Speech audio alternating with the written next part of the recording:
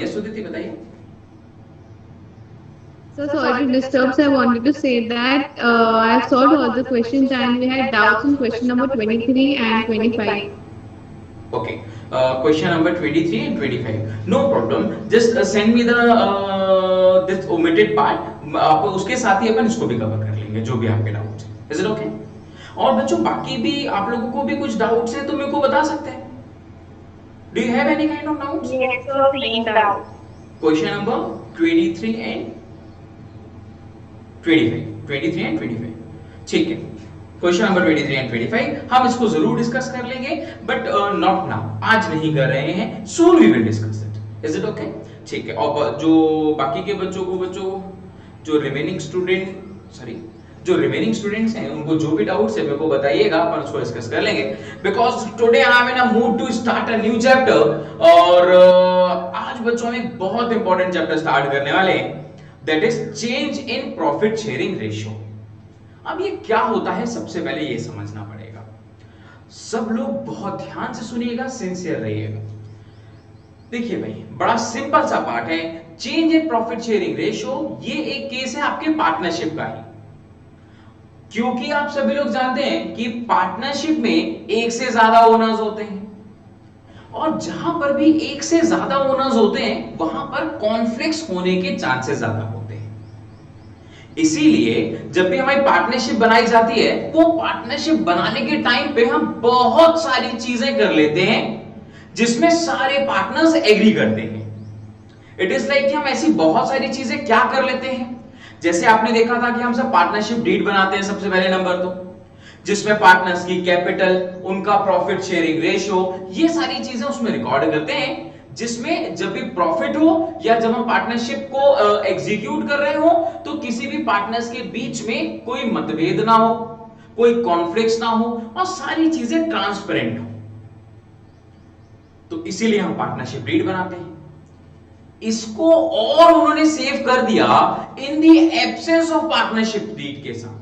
आपने ये भी देखा होगा कि बाय चांस अगर पार्टनरशिप डीड नहीं बना पा रहे हैं पार्टनर्स, तो इन्होंने बोला कि वो प्रोविजन जो आपकी गवर्नमेंट ने इंडियन पार्टनरशिप एक्ट 1932 के अंदर बताए गए, वो प्रोविजन ऑटोमेटिकली एप्लीकेबल हो जाएंगे।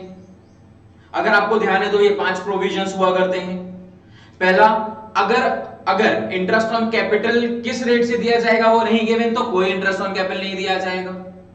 इंटरेस्ट ऑन ड्राइंग का रेट अगर आपने पहले से फिक्स नहीं किया तो इंटरेस्ट ऑन ड्राइंग नहीं दिया जाएगा। अगर आपने इंटरेस्ट ऑन लोन का रेट भी फिक्स नहीं किया, that loan which is borrowed from the partner, क्योंकि अगर आप किसी भी बैंक से लोगे या किसी भी फाइनेंशियल इंस्टीट्यूशन से लोगे लोन, तो उसमें वो तुरंत आपको फिक्स रेट ऑफ इंटरेस्ट बताते हैं। लेकिन जब हम पार्टनर से लोन लेते हैं तो वो पार्टनर्स को ही तय करना होता है। तो अगर कितना लोन हमने पार्टनर से लिया है, उस पे कितना इंटरेस्ट देना है, वो रेट ऑफ इंटरेस्ट अगर डिसाइडेड नहीं होता तो उस समय पे हम उनको 6% देते हैं, 6% पर एनम। इसके साथ अगर आपका प्रॉफिट शेयरिंग रेशियो है वो इक्वली डिस्ट्रीब्यूट किया जाता है, क्योंकि भाई अगर हम उसको एक स्पेसिफिक रेशियो में बांटेंगे तो फिर पुराने जिनको कम मिल रहा है उनको बुरा लग सकता है, और ऐसे में कॉन्फ्लिक्ट्स आएंगे जो हम नहीं चाहते। एंड लास्ट, अगर पार्टनर्स ने कुछ हार्डवर्क किया है तो इस हार्डवर्क का उनको कंसिडरेशन मिलेगा, that is known as remuneration. Remuneration आपको सैलरी और कमीशन के फॉर्म में मिलता है, लेकिन वो तब मिलता है जब आपकी पार्टनरशिप डीड में मेंशन नहीं दिया तो प्रोविजन बोलता है आपको कोई भी रेम्यूनरेशन देने की जरूरत नहीं। एम आई राइट और रॉन्ग? ठीक है। अब तो ये तो हमने फर्स्ट चैप्टर में पढ़ लिया, हमने सारे बेसिक्स पार्ट पढ़ लिए कि प्रॉफिट एंड लॉस एप्रोप्रिएशन बनाना होता है, पार्टनर्स कैपिटल अकाउंट बनाना होता है, जहां पे पार्टनर्स से रिलेटेड सारी इंफॉर्मेशन रिकॉर्ड करते हैं। अब क्या, देखो बच्चों, आपने अपने फ्रेंड सर्कल में ऐसा बहुत बारी देखा होगा कि आप लोगों ने कहीं पे फ्रेंड सर्कल में कुछ एक डिसीजन लिया, लेकिन उसमें से कुछ आपके फ्रेंड्स उस पार्ट पे एग्री नहीं कर रहे हैं। ऐसा होता है। जैसे हमारे साथ क्या होता था, हमने कहीं पे अगर घूमने जाने का प्लान किया तो एक हम प्लेस डिसाइड करते कि इधर जाएंगे, तो उसमें से कुछ फ्रेंड्स एग्री कर जाते, कुछ फ्रेंड बोलते नहीं वो दूर है, या फिर नहीं हमारे पेरेंट्स अलाउ नहीं करेंगे, तो हम क्या उसी बात पे स्टिक हो जाते, नहीं हमने डिसाइड किया तो हम तो यहीं जाएंगे। या फिर अगर हमें हमारे फ्रेंड्स कंफर्टेबल नहीं है उस प्लेस के लिए तो हम थोड़ा सा चेंज कर देते हैं लोकेशन, बोलेंगे चलो उधर का दूर है तो पास में चले जाते हैं। या फिर अगर उस कैफे में नहीं जाना तो हम दूसरे कैफे, बोलते नहीं उस कैफे का टेस्ट पसंद नहीं, चलो कोई बात नहीं दूसरे कैफे जाते हैं। ऐसा होता है या नहीं होता है? लेकिन वहीं पे अगर आप लोग बोले नहीं ये क्योंकि मैंने तय किया है जाएंगे तो इसी कैफे में जाएंगे, जाएंगे तो इसी लोकेशन में जाएंगे, नहीं तो नहीं जाएंगे, तो ऐसे में क्या होगा? आपका ट्रिप कैंसिल, आपका जो गेट टुगेदर होने वाला है खत्म, क्योंकि वो कुछ फ्रेंड्स नहीं आएंगे फिर बाकी बोले, ऐसा करके मतलब दिक्कतें तो होंगी। इसीलिए बोला जाता है कि जब भी कोई भी चीज ग्रुप में की जाए ना, वो ग्रुप में जो पर्संस होते हैं वो उनको फ्लेक्सिबल रहना चाहिए। फ्लेक्सिबल का मतलब क्या होता है? टाइम टू टाइम चेंज होते जाना चाहिए, थोड़े से ऑल्ट्रेशन अलाउ कर देने चाहिए। तो अगर थोड़े से ऑल्ट्रेशन कर दोगे तो जो भी आपके ऐसे इवेंट जो आप आपस में प्लान करते हो वो लॉन्ग टर्म तक चलते जाएगा। सिमिलरली वैसे ही आपके पार्टनरशिप में भी होता है, क्योंकि आपके पार्टनरशिप में तो एक से ज्यादा पार्टनर्स होते हैं, तो पार्टनर्स के बीच में थोड़े बहुत कॉन्फ्लिक्ट्स आ जाते हैं, और इन कॉन्फ्लिक्ट्स को हमने जो पार्टनरशिप डीड बनाई है, जिस तरह से हमारी पार्टनरशिप फर्म में वर्किंग हो रही है, उसको चेंज करके हम सुधार सकते हैं। ऐसा हो सकता है। अब अगर वहीं पे एक पार्टनर स्टिक हो जाए, नहीं जैसा पहले तय हुआ था वैसे ही चलेगा, तो भाई टर्म्स एंड कंडीशन चेंज होती है, टेक्नोलॉजी चेंज होती है, रिसोर्सेज चेंज होते हैं, तो उसके अकॉर्डिंगली हमें अपने पार्टनरशिप डीड में भी चेंजेस करने चाहिए। तो यहां पर वैसे ही होता है, बाय चांस अगर आपके पार्टनरशिप डीड में या फिर पार्टनरशिप फर्म में पार्टनर्स की कंसेंट से कोई चेंजेस होते हैं, तो उन चेंजेस को अब हम अपनी पार्टनरशिप डीड में रिकॉर्ड करेंगे। इसको हम फिक्स ना रखे कि नहीं हमने जो फ्रॉम द बिगिनिंग किया था वही रखते हुए हम इसको टाइम टू टाइम चेंज करते जाते हैं, जिससे आपके सारे पार्टनर्स खुश हो, सारे पार्टनर्स आप लोगों से कंफर्टेबल हो और वो अच्छे तरह से काम कर पाए। तो ये जो चेंजेस होते हैं ना पार्टनरशिप डीड में, ये बहुत तरह से होते हैं, लेकिन जो चेंजेस होते हैं वो हमेशा ध्यान रखिएगा सारे पार्टनर्स के कंसेंट से होते हैं। सभी पार्टनर्स जो चेंजेस आप करने वाले हो वो रेडी होने चाहिए सभी पार्टनर्स, और उसी चेंजेस का हम पहला पार्ट पढ़ रहे हैं बच्चों, change in profit sharing ratio. जब आपने जो पार्टनरशिप डीड बनाने के टाइम पे जो प्रॉफिट शेयरिंग रेशियो सेट किया था, डिसाइड किया था, अब वो सभी पार्टनर्स की कंसर्न से आप उस प्रॉफिट शेयरिंग रेशियो को बदल रहे हो, और अगर आप अपने प्रॉफिट शेयरिंग रेशियो को बदल रहे हो, सारे पार्टनर्स रेडी हैं, तो उस समय पे आपके पार्टनरशिप फर्म में क्या चेंजेस आएंगे, अब आपको किस तरह से अकाउंटिंग करनी होगी, वो आज हम सीखने वाले हैं। क्योंकि अकाउंटिंग कैसे होती है पार्टनरशिप फर्म में, वो फर्स्ट चैप्टर में सीख लिया था। अब अगर चेंजेस हो रहे हैं तो क्या करना है वो आप सीखने वाले हैं। और चेंजेस का पहला पार्ट बच्चों, change in profit sharing ratio. सबसे पहला पार्ट, अगर पार्टनर्स के प्रॉफिट शेयरिंग रेशियो में चेंज हो तो उस समय पे आपको किस तरह से अकाउंटिंग करनी है वो क्या। तो सबसे पहले हम बच्चों देखेंगे कि क्या क्या चेंजेस हो सकते हैं, और वो चेंजेस होने के कारण आपके पार्टनरशिप डीड में क्या इफेक्ट पड़ता है। देखो भाई, द थिंग इज, ये आप लोग सभी लोग जानते हो, तो सभी लोग जानते हैं कि अगर हमने एक पार्टनरशिप डीड बनाई है और उस पार्टनरशिप डीड में कोई भी चेंजेस आ रहे हैं, देखिएगा ध्यान से देखिएगा, ये एक हमारी पार्टनरशिप डीड थी, ये पार्टनरशिप फर्म बनाने के टाइम पे हमने बनाई थी। अभी सॉरी,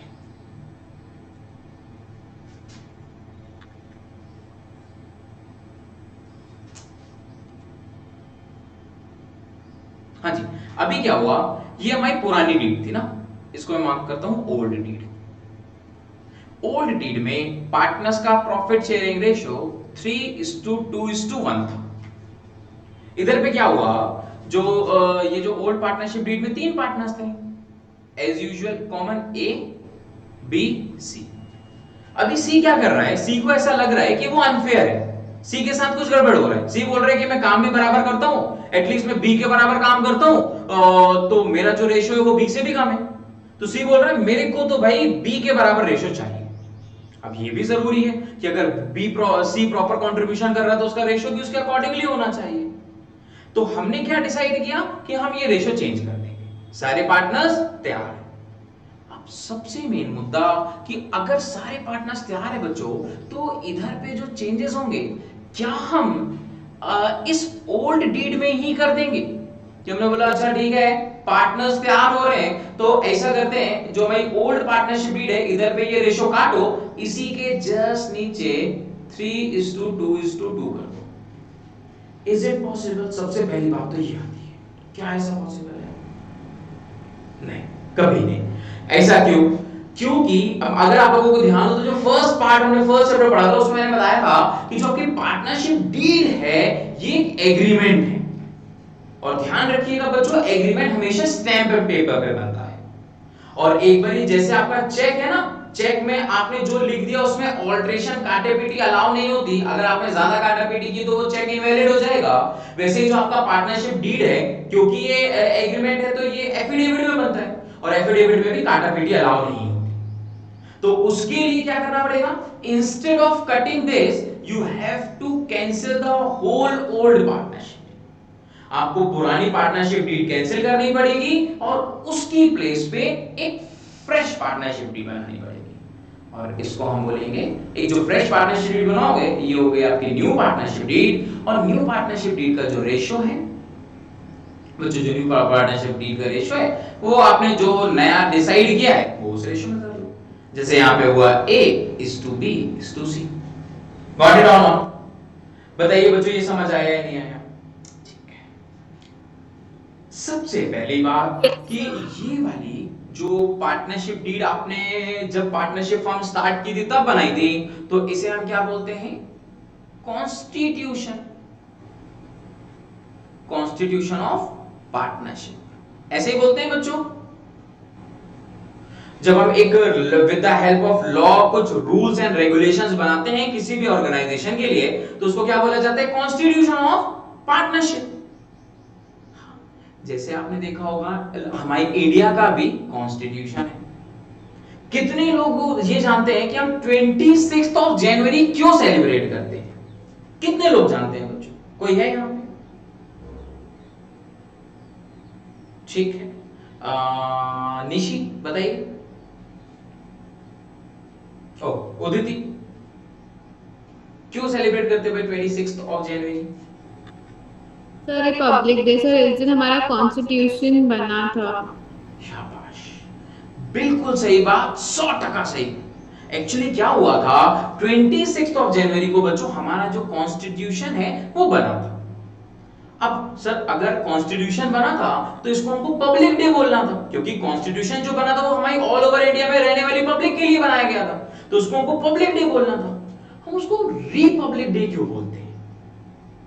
रिपब्लिक डे इसीलिए बोलते हैं बच्चों क्योंकि 26 जनवरी 1930 में हमारा एक बार कॉन्स्टिट्यूशन बन चुका था। 26 जनवरी 1930 में एक बार कॉन्स्टिट्यूशन बन गया। हाँ, क्योंकि उस समय पे ब्रिटिशर्स का कंट्रोल बहुत ज्यादा ऑप्टिमम लेवल पे था, तो उस कारण वो उसका इंप्लीमेंटेशन नहीं हुआ, क्योंकि इंडियंस थे वो ब्रिटिशर्स के रूल से बहुत परेशान हो चुके थे। हर एक चीज ब्रिटिशर्स के अकॉर्डिंगली चल रही थी, तो उन्होंने बोला था हम अपना कॉन्स्टिट्यूशन लेकर आएंगे, और जब वो अपना कॉन्स्टिट्यूशन लेकर आए तो due to certain reason Britishers ने उसको फॉलो करने नहीं दिया।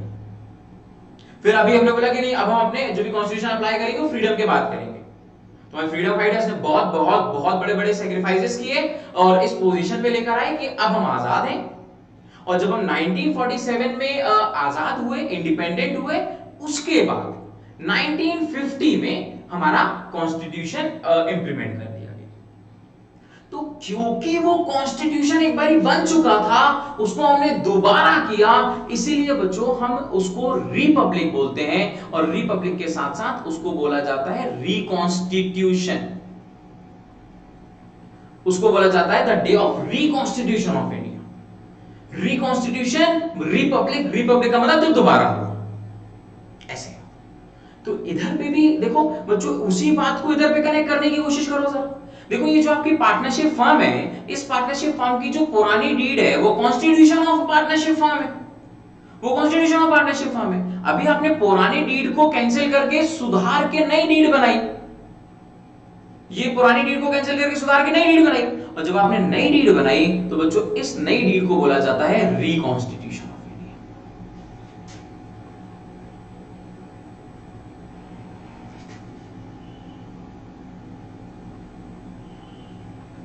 Reconstitution of partnership.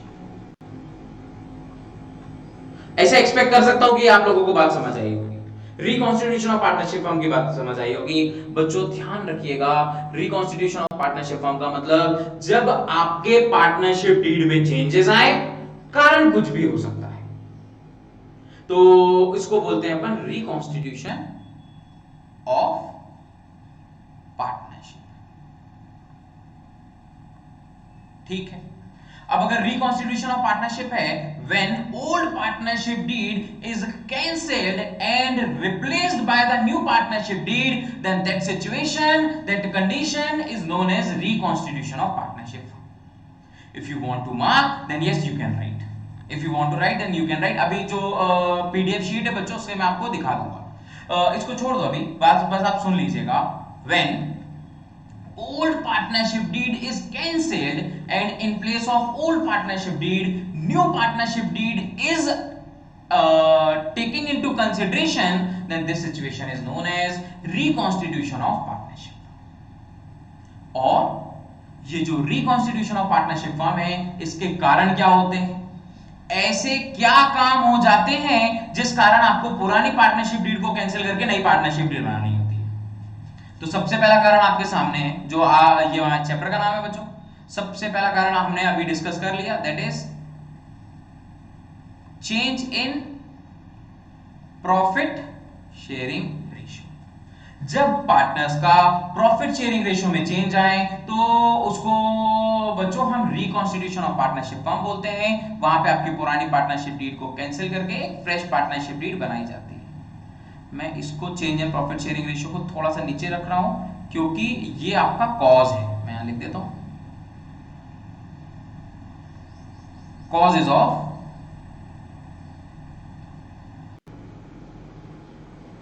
रिकॉन्स्टिट्यूशन।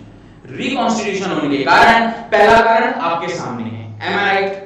ये बच्चों सबको समझ आएगा कि कारण है। डीप समझिएगा क्योंकि आने वाले 3 से 4 चैप्टर जिसका बहुत हैवी वेटेज है वो इसी से बेस्ड है, इसी पे बेस्ड है। These are the basics. तो ध्यान समझिएगा, छोटी सी छोटी बात भी अगर समझ में ना आए, don't be worried about it, तुरंत मुझसे पूछ लीजिएगा क्योंकि अभी हम फ्रॉम द बिगिनर से सीख रहे हैं।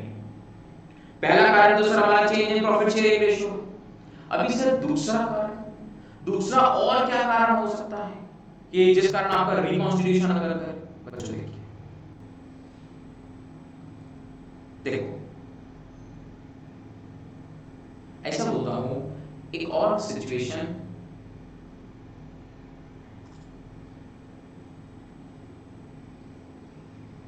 when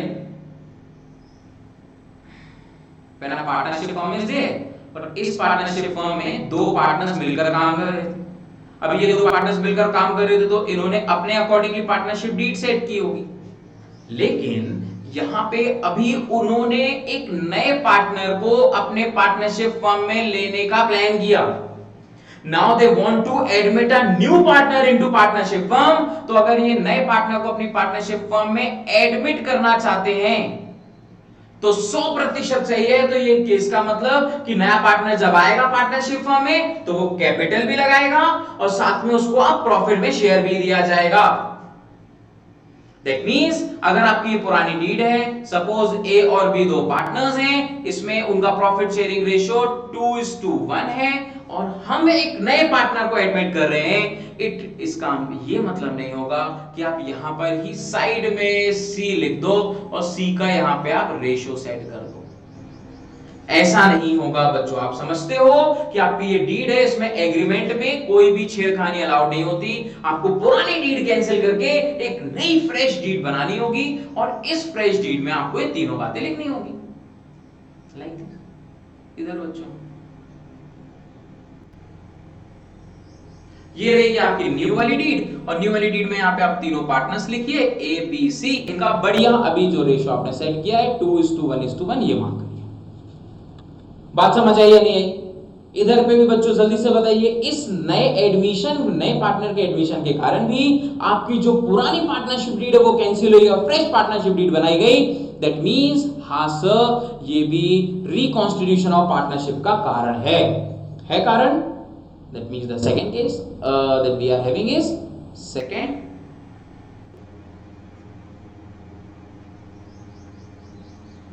admission of a partner.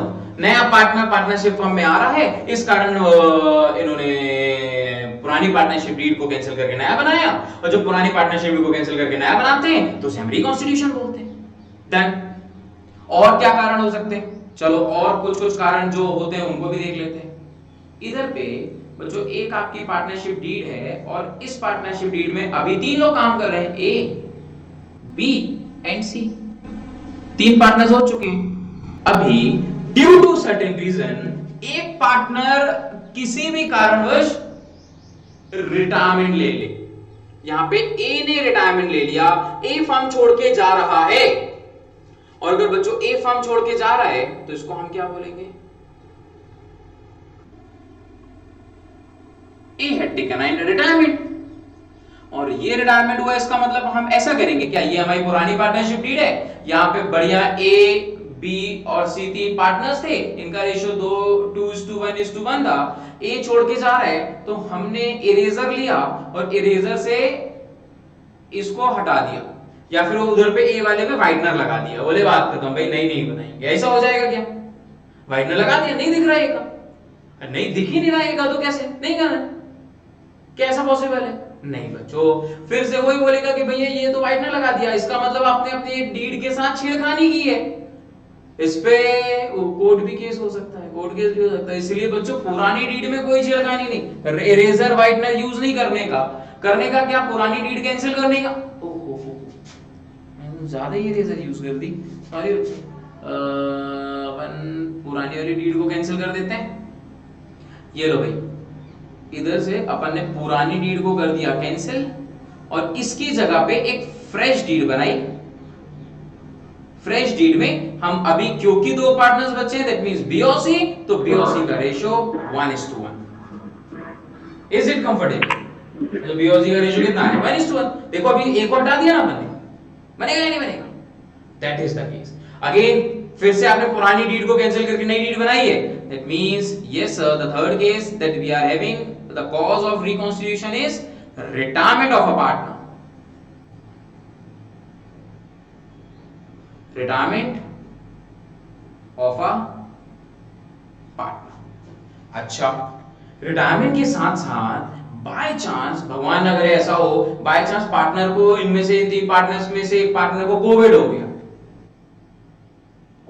तो भगवान को प्यारे हो गए, मतलब स्टार्टिंग बोल दिया मैंने कि ऐसा ना हो, कोविड हो गया, भगवान को बेचारे को प्यारे हो गए तो चले गए, तो अब वो पार्टनरशिप फॉर्म में कंट्रीब्यूट ऊपर से करेंगे क्या?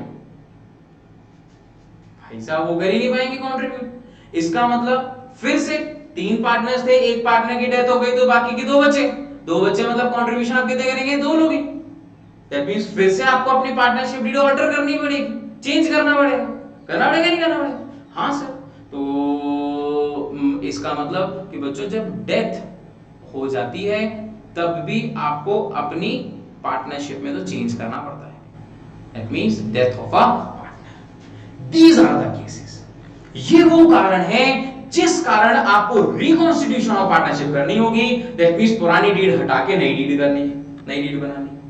ये बात सबको समझ में आ गई? कारण प्रैक्टिकली इसको कनेक्टेड कर पा रहे हो? हाँ सर ये सच बोल रहे हो सर, आप फेक नहीं रहे। हाँ सही बात है। अब ये तो कारण है, लेकिन सर वो हमने जब पार्टनरशिप डीड को सीखा था उसके बाद उसकी अकाउंटिंग सीखी थी, profit and loss appropriation account बनाना, पार्टनर्स कैपिटल अकाउंट बनाना, तो ये अकाउंटिंग ऑफ पार्टनरशिप फॉर्म है।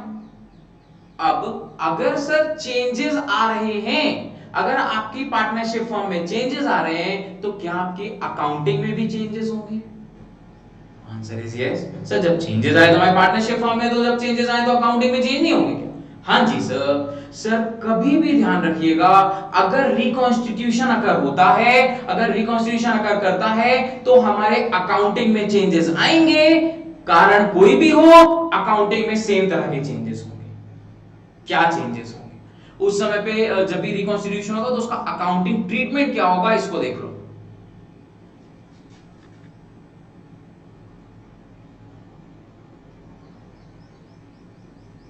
Accounting treatment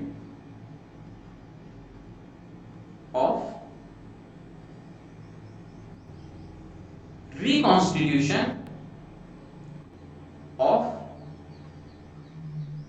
partnership. अगर बच्चों पार्टनरशिप फर्म आकर करती है, पार्टनरशिप में रिकॉन्स्टिट्यूशन होता है, कारण कोई भी हो, चाहे change in profit sharing ratio हो, चाहे एडमिशन हो, चाहे रिटायरमेंट हो, चाहे डेथ हो, अकाउंटिंग सेम होगी हर बार। अब वो अकाउंटिंग क्या होगी? सबसे पहला, the first part that we are having is first बच्चों calculation of new profit sharing ratio. आप सब जानते हैं कि अगर आपका ratio change in profit sharing ratio हुआ तो आपको नया रेशियो निकालना पड़ेगा, क्योंकि अगर कोई नया पार्टनर आ रहा है तो भी अब रेशियो चेंज होगा, अगर किसी पार्टनर की डेथ हो गई तो भी रेशियो चेंज होगा, अगर किसी पार्टनर ने रिटायरमेंट ले लिया तो भी रेशियो चेंज होगा। और अगर पार्टनर्स ने डिसाइड किया कि हम अपना रेशियो चेंज करेंगे, तब तो न्यू रेशियो निकालना ही पड़ेगा ना। दैट मींस हाँ, सबसे पहला काम आपका नया रेशियो निकालो। दूसरा काम ट्रीटमेंट ऑफ एक्यूमुलेटेड प्रॉफिट। फिर से treatment of accumulated profit and reserves. अब द थिंग इज कि what do you mean by accumulated profit? बच्चों एक्यूमुलेटेड प्रॉफिट का मतलब होता है अनडिस्ट्रीब्यूटेड प्रॉफिट। ऐसा प्रॉफिट जो पार्टनर्स ने पार्टनरशिप फर्म ने कमा तो लिया, लेकिन वो प्रॉफिट हम पार्टनर्स को बांटते हैं। पार्टनरशिप फर्म ने कमा लिया लेकिन हमने उसको भी पार्टनर्स को बांटा नहीं है, मतलब रखा हुआ profit is known as accumulated profit. अब आप जानते हो कि आपकी पार्टनरशिप डीड में चेंजेस आ रहे हैं, तो बच्चों जितना रखा हुआ प्रॉफिट है वो चेंज होने के पहले पार्टनर्स को दे दिया जाना चाहिए, क्योंकि पार्टनर का ही है ना, वो पार्टनर का ही हिस्सा है, पार्टनर को दे दो चेंजेस होने के पहले। सिमिलर टू दिस, आपने अपने अगर फर्म में सेफ्टी के लिए कुछ रिजर्व बनाया है, तो ये रिजर्व को भी चेंजेस होने के पहले बांट दिया जाना चाहिए, क्योंकि ये वो रिजर्व है जो प्रॉफिट में से निकाला गया है। और ऑब्वियसली जो प्रॉफिट में से निकाला गया है तो वो पार्टनर्स का ही पार्ट है, पार्टनर्स का ही हिस्सा है, तो पार्टनर्स को चेंजेस होने के पहले देना है। तो इसीलिए बच्चों हमारा ट्रीटमेंट ऑफ एक्यूमुलेटेड प्रॉफिट और रिजर्व है। Similar to this, the next treatment that we are having, हमको तीसरा ट्रीटमेंट करना होता है treatment of goodwill. Treatment of goodwill. अब बच्चों गुडविल से तो सभी लोग अवेयर होंगे कि गुडविल क्या होता है। गुडविल का मतलब क्या हुआ? Reputation of a firm. लेकिन सर ये समझ नहीं आया कि ये जो रेपुटेशन ऑफ अ फर्म है, गुडविल का ट्रीटमेंट क्यों? अगर पार्टनरशिप डीड में चेंज हो रही है तो गुडविल का ट्रीटमेंट क्यों क्यों क्यों? ये बात तो आप वैसे सही बोल रहे हो कि हाँ सर कि गुडविल का ट्रीटमेंट करना क्यों चाहिए। देखो बच्चों, गुडविल का ट्रीटमेंट बहुत इंपॉर्टेंट है। कैसे? सुनना ध्यान से।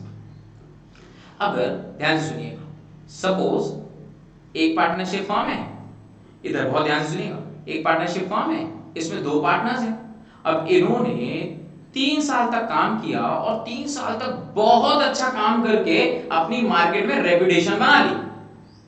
गुडविल इन्होंने अब वैल्यू की तो गुडविल को 1 लाख रुपए की पता चली, मतलब फर्म में इनकी रेपुटेशन 1 लाख रुपए है। समझ पा रहे होंगे कि इन्होंने अच्छा काम किया तभी तो जाके 1 लाख रुपए के बराबर की रेपुटेशन बनाई।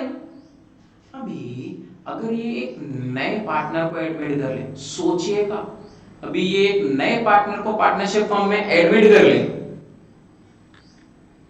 तो इसका मतलब तो ये हुआ मेहनत पुराने पार्टनर्स की, फायदा नए पार्टनर का, क्योंकि नए पार्टनर ने तो कोई कंट्रीब्यूशन ही नहीं किया, कोई हार्डवर्क ही नहीं किया पहले। लेकिन अब वो क्योंकि पार्टनरशिप फर्म में पार्टनर बन चुका है तो हर एक चीज शेयर करेगा। दैट मींस ये गुडविल, यही गुडविल, हाँ बच्चों हाँ, यही गुडविल जो पुराने पार्टनर्स ने मेहनत करके बनाई है, इसमें अब नए पार्टनर का भी हिस्सा होगा। होगा या नहीं होगा, जरा जल्दी बोलो। क्योंकि एक पार्टनरशिप फर्म में जो भी चीज रखी होती है उसमें तीनों पार्टनर्स का हक होता है। तो ये गुडविल जो पुराने पार्टनर्स ने बनाई है उसके लिए उसका भी हक है। तो ये तो अनफेयर है पुराने पार्टनर्स के साथ।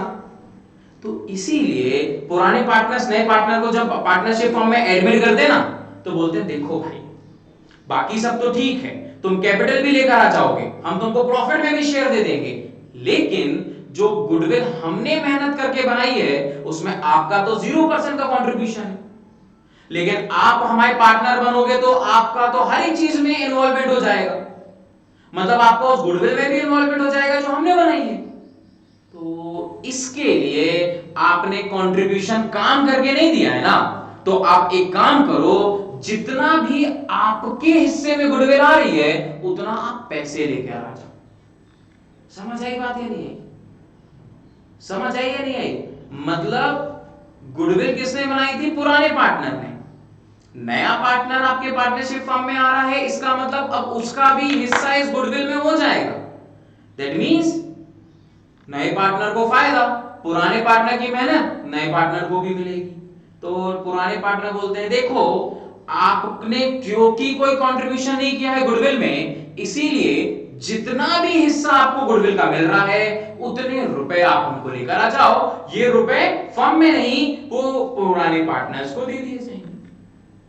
समझ आई बात या नहीं? पुराने पार्टनर्स रख लेंगे अपने पॉकेट में। क्यों रखेंगे पुराने पार्टनर्स? क्योंकि गुडविल तो पुराने पार्टनर्स ने मेहनत करके रखी, इसलिए हम नए पार्टनर से पैसे लेते हैं और पुराने पार्टनर्स को देते हैं। समझ आ रही बात? ये सुदेती बताइए। तो बट गुडविल तो हमारा एसेट है ना, तो हम उसको डिस्ट्रीब्यूट क्यों करेंगे पार्टनर्स के बीच में? देखिए गुडविल हमारा एसेट है, लेकिन this goodwill is valued by the partners and this goodwill belongs to the partners. ऐसे है ना, गुडविल अपन क्या करते हैं, ये पार्टनर्स ने बनाई है तो वो पार्टनर्स को बिलोंग करती है। तो ये पार्टनर्स तीनों नए पार्टनर को भी बिलोंग करते हैं या सिर्फ पुराने पार्टनर्स को बिलोंग करते हैं? पुराने पार्टनर्स को, क्योंकि बनाई तो पुराने पार्टनर्स ने है ना। तो इसीलिए क्योंकि नए पार्टनर का गुडविल में कोई कंट्रीब्यूशन नहीं होता तो हम नए पार्टनर से पैसा ले लेते हैं उसके बराबर का। समझ आई बात? ये ठीक है, इसको मैं जब क्वेश्चन कराऊंगा तो और बेहतर तरीके से समझाऊंगा, लेकिन इससे आपको शायद समझ आया होगा कि गुडविल का ट्रीटमेंट इंपॉर्टेंट है, गुडविल का ट्रीटमेंट हमको करना पड़ेगा। गॉट इट और नॉट? ठीक है। अब गुडविल के साथ साथ गुडविल के साथ साथ और क्या ट्रीटमेंट होते हैं जो हमको करने होते हैं?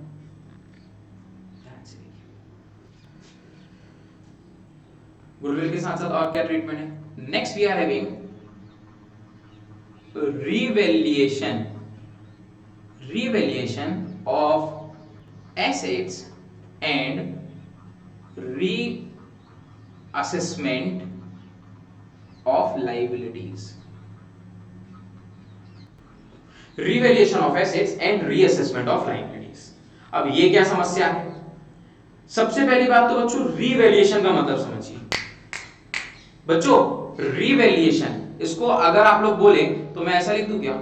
अगर आप लोग बोले तो मेरा मन है ऐसा लिखने का, रीवैल्यूएशन मतलब जो एक बारी वैल्यू हो चुका है उसका दोबारा वैल्यू करना is known as revaluation. Simple सा फंडा। अब ये क्या समस्या है? देखो भाई यहां पे ये जो दो पार्टनर्स थे इन्होंने 3 साल से अपनी पार्टनरशिप फर्म चलाई है, और जब इन्होंने 3 साल पहले अपनी पार्टनरशिप फर्म स्टार्ट की थी ना तो इन्होंने कुछ एसेट्स खरीदे होंगे। जो मोस्ट कॉमन एसेट है जो हर एक फर्म लेगी वो है मशीनरी, इसलिए मैं आपको मशीन से समझाता हूं। सपोज इन्होंने मशीन 5 लाख रुपए की खरीदी थी 3 साल पहले। हाँ जी भाई साहब क्या बोलते हो? जब उन्होंने 5 लाख रुपए की मशीन खरीदी तो उन्होंने अपनी बुक्स में अपनी बैलेंस शीट में एक मशीन 5 लाख रुपए दिखा दिया, क्योंकि मशीन एक फिक्स्ड एसेट है, एक फिक्स्ड एसेट तो बैलेंस शीट में दिखाया जाता है। क्या लगता है बच्चों 3 साल पहले जो मशीन 5 लाख रुपए की खरीदी है आज की डेट में भी उस मशीन की कीमत 5 लाख रुपए रहेगी? कम हो जाएगी या बढ़ जाएगी? कम हो जाएगी या बढ़ जाएगी? सभी के पास आंसर चाहिए भाई। हाँ जी अभी ठीक है, समझ आ गया बच्चों। कैमरे ऑन है तो मैं देख पा रहा हूं आप लोगों के एक्सप्रेशंस। कम हो जाएगी, वेरी गुड दीदी। हाँ सिर्फ कम हो जाएगी। अच्छा इसी के साथ अगर फर्म ने भाई बिल्डिंग भी तो खरीदी है, बिल्डिंग मतलब लैंड एंड बिल्डिंग। अगर इन्होंने ये बिल्डिंग 10 लाख रुपए की खरीदी है तो मुझे बताइए 3 साल के बाद इस लैंड एंड बिल्डिंग की वैल्यू बढ़ेगी या कम हो जाएगी? बढ़ेगी। यस, आप हमेशा जानते हैं बच्चों, प्रॉपर्टीज की वैल्यू, लैंड की वैल्यू हमेशा बढ़ती है, ना कि कम होती है। Am I right or wrong? तो 3 साल के बाद ये लैंड की वैल्यू बढ़ गई।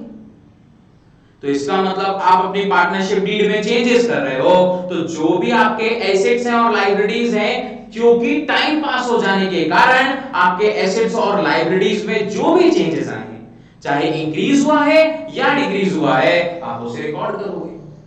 करेंगे नहीं करेंगे? हाँ सर। ऐसा क्यों क्यों करेंगे? नहीं करना हमको 5 लाख रुपए दिखानी है, बिल्डिंग की वैल्यू 10 लाख रुपए दिखानी है? नहीं, जो वो ऐसा इसीलिए क्योंकि आपने 11th क्लास में जब अकाउंटिंग प्रिंसिपल्स पढ़े थे तो आपने देखा था कि सर हमेशा हमेशा the items are recorded on the market value, on the market value. Market value मतलब आज की डेट में हमारे एसेट्स की जो वैल्यू है उस वैल्यू को हम रिकॉर्ड करेंगे, क्योंकि भाई आफ्टर ऑल हम बेचेंगे तो हमको पता होना चाहिए ना कितने मिलने वाले हैं। हम मशीन की वैल्यू 5 लाख रुपए लगा के बैठे, मार्केट में वैल्यू उसकी 2 लाख रुपए है, तो भाई मार्केट में जब वैल्यू 2 लाख रुपए तो आपको लिखना 2 लाख रुपए चाहिए या 5 लाख चाहिए? 2 लाख रुपए चाहिए। इसीलिए जब भी हम अपनी पार्टनरशिप डीड में चेंजेस करते हैं, और चेंजेस करने के टाइम पे हम हमेशा ये ध्यान रखते हैं कि हम अपने सारे एसेट्स एज वेल एज अपनी सारी लायबिलिटीज को मार्केट वैल्यू पे रिकॉर्ड करें। और मार्केट वैल्यू पे अगर वैल्यू इंक्रीज हो रही है तो प्लस करके लिखो, डिक्रीज हो रही है तो माइनस करके लिखो। Got it on? ठीक बात है। तो इसी को जो अपन बोलते हैं revaluation of assets and reassessment of liabilities. ऐसा revaluation of assets and reassessment of liabilities. Got it on? जब हम एसेट्स और लायबिलिटीज को दोबारा चेक करें। And last but not the least, adjustment of capital. अब ये क्या है? Adjustment of capital. Adjustment of capital बच्चों, अब ये क्या है? देखो भाई, बड़ा सिंपल सा लॉजिक है, मैं तो फैक्ट एंड फिगर्स पे बिलीव करता हूं। तो एडजस्टमेंट ऑफ कैपिटल का सिंपल सा मतलब कि जो आपके पुराने पार्टनर्स थे या पार्टनरशिप फर्म स्टार्ट करने के टाइम पे जो पार्टनर्स ने कैपिटल लगाया होगा ना, उसी हिसाब से उनका रेशियो तय किया गया होगा। अगर रेशियो दो पार्टनर्स में 2:1 का है तो सिंपल सा फंडा 2:1 का रेशियो तो हमको समझ आता है कि ए ने ज्यादा कैपिटल लगाई होगी इसलिए उसका प्रॉफिट शेयरिंग रेशियो ज्यादा है, और बी ने कम लगाई होगी तो उसका प्रॉफिट शेयरिंग रेशियो कम है। मतलब जितना वो कैपिटल कंट्रीब्यूट करेंगे उस हिसाब से उनका रेशियो होगा। तो इधर पे भी जो अभी आपने देखा कि अगर रिकॉन्स्टिट्यूशन हुआ है, कारण कोई भी हो, change in profit sharing ratio हो, एडमिशन हो, रिटायरमेंट हो, डेथ हो, आपका रेशियो चेंज हो जाता है, तभी तो आप न्यू प्रॉफिट शेयरिंग रेशियो निकालते हो। रेशियो चेंज हो जाता है। और बच्चों जब आपका रेशियो चेंज हो गया तो आपने जो कैपिटल लगाई थी वो पुराने रेशियो के हिसाब से लगाई थी, और अब आपका जो रेशियो चेंज हो गया है तो क्योंकि आपका रेशियो नया रेशियो आ गया है तो जो आपकी कैपिटल है वो भी नए रेशियो के हिसाब से होनी चाहिए। तो जो आपकी capital new profit sharing ratio के अकॉर्डिंगली होनी चाहिए, इसीलिए हम उसको न्यू प्रॉफिट शेयरिंग रेशियो के अकॉर्डिंगली कैपिटल कैलकुलेट करके एडजस्ट करते हैं। हम देखते हैं कि नई कैपिटल नए रेशियो के अकॉर्डिंगली कितनी कैपिटल होना चाहिए और पुरानी पार्टनर्स की कैपिटल कितनी रखी हुई है, इनको आपस में कंपेयर कर लिया जाता है। अगर पार्टनर्स की कैपिटल ज्यादा रखी है तो मतलब पुरानी कैपिटल ज्यादा है, नए उसको कम मेंटेन करना है तो पार्टनर्स को निकाल लेते हैं। और अगर पार्टनर्स की कैपिटल कम है, उनको ज्यादा मेंटेन करना है तो नया पार्टनर कैपिटल लेकर आ जाएगा। That means this is a part of your adjustment of capital. Got down? Got down? Come on बच्चों, सभी लोगों को ये बात समझ आई या नहीं आई? जरा जल्दी से मेरे को चैट बॉक्स में आंसर दे दो अपना कि सर हमको accounting treatment of reconstitution of partnership firm थोड़ा थोड़ा समझ आ गया है।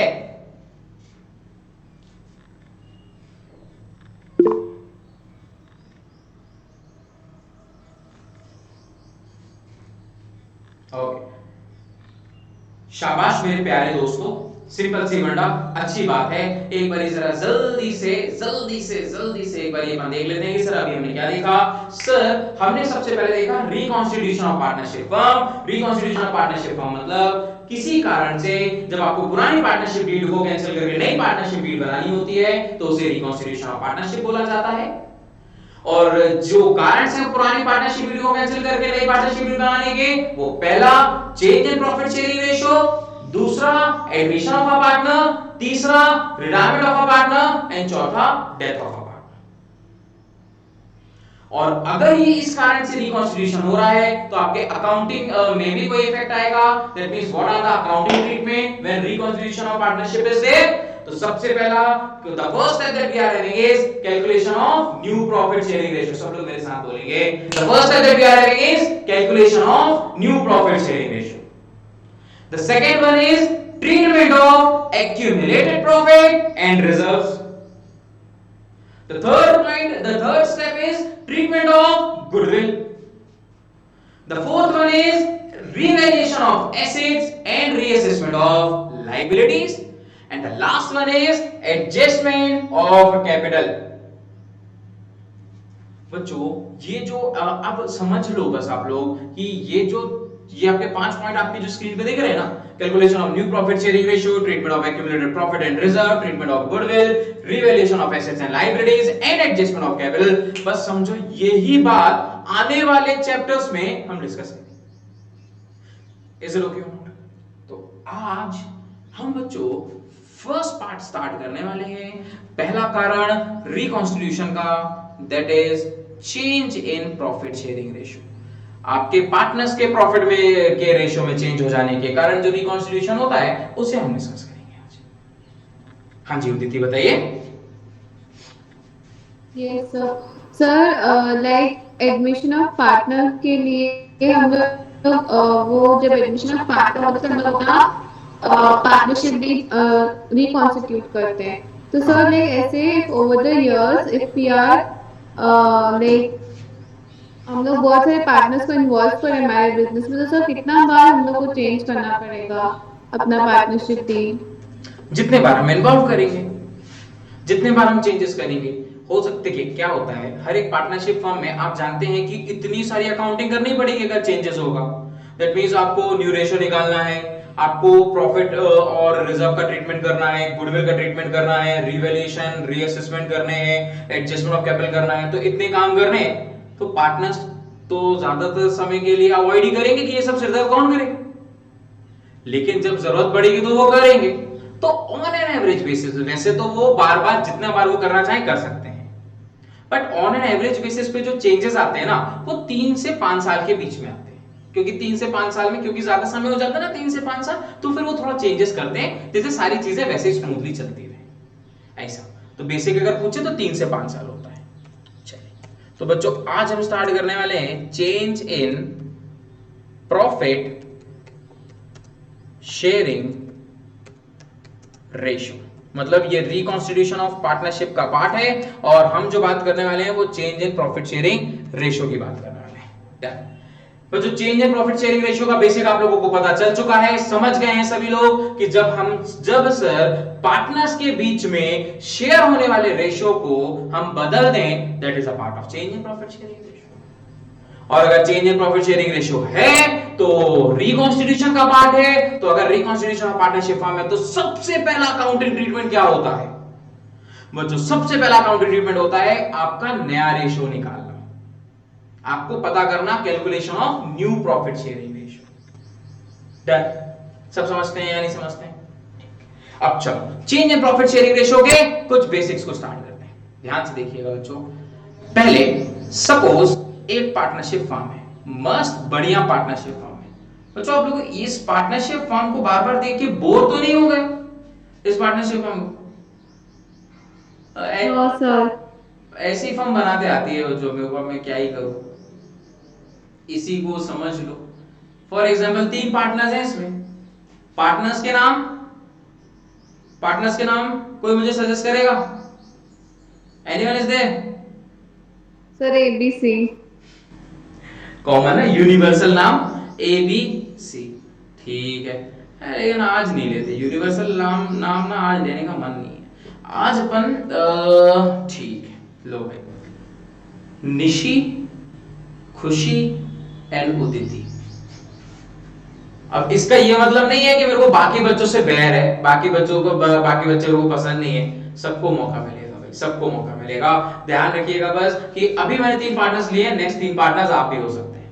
चलो, तो इस मैंने ये ना नाम सच बताऊं ना इसलिए लिए क्योंकि इनके कैमरे ज्यादा समय ऑन रहते हैं, तो मेरे को बिल्कुल सामने वो दिख जाते हैं, तो मैं उनका नाम ले लिया। बाकी बच्चे मस्त बढ़िया कैमरा बंद करके चाट खा रहे हैं पीछे, वो मजे कर रहे हैं। लो भाई साहब आइसक्रीम चल रही है वेनिला, यहाँ पे हम पढ़ाए जा रहे हैं, पसीना निकले पड़ा है और लोग मजे कर रहे हैं। ठीक है, इसलिए ना जो दिख रहा है उसके नाम दे दिया, तो कैमरे ऑन रखिए बेहतर होगा। चलिए वापस आते, 3 पार्टनर्स एंड निशी, खुशी एंड उदिति पार्टनर्स हैं। तो जब इन्होंने अपनी पार्टनरशिप फर्म स्टार्ट की थी तो इन्होंने अपना प्रॉफिट शेयरिंग रेशियो तय किया था। इट इज कि इनका जो प्रॉफिट शेयरिंग रेशियो था वो 2:2 वाह ठीक। अब उदिति के साथ नाइंसाफी क्यों? क्योंकि उदिति का एक और बिजनेस है, वो उधर भी ध्यान देती है इधर भी ध्यान देती है, तो उनका कैपिटल कंट्रीब्यूशन भी काम है और उनका प्रॉफिट शेयरिंग भी काम है।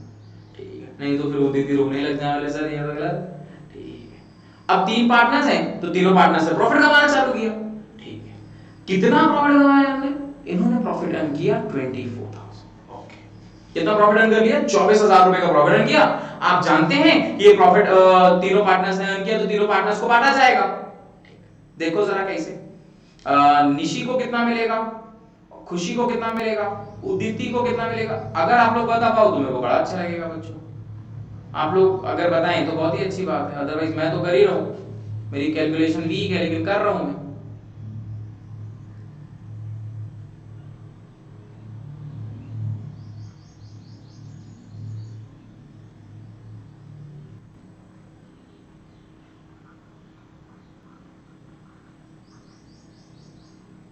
क्या जवाब आया भाई? Sir, 10,400 to Nishi and Kushi, and I'll get 5,200. अच्छा, 0 8 2 16, 9,600 ही आएगा क्या? Yes, sir. Yes, sir, 600,000. 9,600. ठीक, तो भाई साहब ये हो गया प्रॉफिट का बंटवारा। ये हो गया 24,000 रुपए का प्रॉफिट पार्टनर्स ने मेहनत करके अर्न किया था, 24,000 रुपए बढ़ चुके हैं। अभी क्या हुआ, इधर पे बच्चों, इधर पे सच बताओ तो उदिति को बुरा लगा। उदिति ने ये क्या तरीका है, काम में से आप लोग पूरा ले रहे हो, मेरा दूसरा काम है तो मेरे को प्रॉफिट कम दे रहे हो, ये तो गलत है। अरे नहीं नहीं नहीं, मेरे को भी प्रॉफिट बराबर चाहिए। अब मैंने आप लोगों को बोला था कि प्रॉफिट शेयर तभी चेंज होगा जब तीनों पार्टनर्स कंसर्न करेंगे। इधर पे निशी भी अवेलेबल है, खुशी भी अवेलेबल है, पूछ लेते हैं क्या आप लोग तैयार हैं? उदिति ने बोला भाई सोच समझ के बोलिएगा, डिसीजन लीजिएगा, मेरे चाचा विधायक। चलिए ठीक है, हाँ जी भाई, तो क्या प्लानिंग है, क्या डिसाइड किया आप लोगों ने? रेशियो चेंज हो गए, इक्वली कर देंगे क्या? दे आर वेरी जेन्युइन, उन्होंने बोला कि भाई सही है भाई, जो है वो सही है, उन्होंने चलो भाई रेशियो चेंज। अब आपका न्यू प्रॉफिट शेयरिंग रेशियो बच्चों, जो न्यू प्रॉफिट शेयरिंग रेशियो है वो हो चुका है 2:2:1। Oh sorry sorry sorry sorry sorry, नहीं उदिति नाइंसाफी नहीं होगी, 2:2:2, दैट मींस 1:1:1 इक्वली हो गया। अभी देखो भाई, इक्वली हुआ तो आपको फर्म को प्रॉफिट कितना हुआ? कोइंसिडेंटली अब नेक्स्ट ईयर भी फर्म को प्रॉफिट 24,000 रुपए ही हुआ। अब अगर फर्म को 24,000 रुपए हुआ तो क्या किया जाए, क्या किया जाए? कम ऑन बच्चों, प्रॉफिट हुआ है 24,000 रुपए, पार्टनर से बांटेंगे, निशी, खुशी एंड उदिति। तो बच्चों इधर आप लोग निकाल के बताओगे क्या? सहयोग बहुत दिनों से आंसर नहीं कर रहा है, सहयोग अगर आंसर करे तो अच्छा है।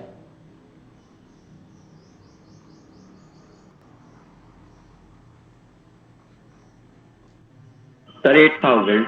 शाबाश, वेरी गुड सहयोग।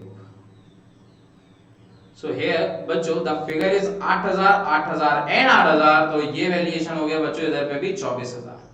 हाँ जी हाँ जी हाँ जी साहब, सर इधर हमारा सीधा कंपैरिजन आप लोगों के सामने है कि सर हमारा रेशियो चेंज हुआ और रेशियो चेंज होने के कारण प्रॉफिट भी डिस्ट्रीब्यूट अलग अलग हुआ, देख रहे हैं? अब एक बात बताऊं बच्चों, ये तो समझिए प्रूवन फैक्ट है, प्रूवन फैक्ट है। जैसे आपने देखा होगा कि विंटर सीजन में आपको ठंड लगती है, समर सीजन में गर्मी लगती है, उसी तरह बच्चों यहां पे भी प्रूवन फैक्ट है कि अगर आपके रेशो में चेंजेस हुए हैं तो कुछ पार्टनर ने सेक्रीफाइस किया है और कुछ पार्टनर ने की। ये बिल्कुल तय बात है, लिख के ले लो। मेरी बात पे विश्वास नहीं है तो मैं एग्रीमेंट स्टैम्प पेपर लेकर आना, उसमें अंगूठा लगा के दे दूंगा, बिल्कुल ऐसा होगा ही होगा। अब ऐसा कैसे? देखो सिंपल है, किसी अगर रेशो चेंज हुआ है तो किसी पार्टनर को ज्यादा मिलेगा और किसी पार्टनर को कम मिलेगा। और आपके सामने देख रहे हो कि पहले उदिति को कम मिलता था, अभी रेशो चेंज हुआ तो उदिति को ज्यादा मिलेगा। अब जब उदिति को ज्यादा मिल रहा है इसका मतलब जो बाकी के दो पार्टनर है निशी और खुशी, उनको कम मिलेगा। देखो सर, देखो देखो देखो, कंपेयर करके देखते हैं। हम किसी की बातों में नहीं आएंगे, हम किसी की बातों में नहीं आएंगे, कोई हमें बेवकूफ नहीं बना सकता। हम पढ़े हुए पढ़े लिखे बच्चे हैं, तो ध्यान से सुनिए, हम कंपेयर करके देखेंगे। किधर गया? हाँ जी,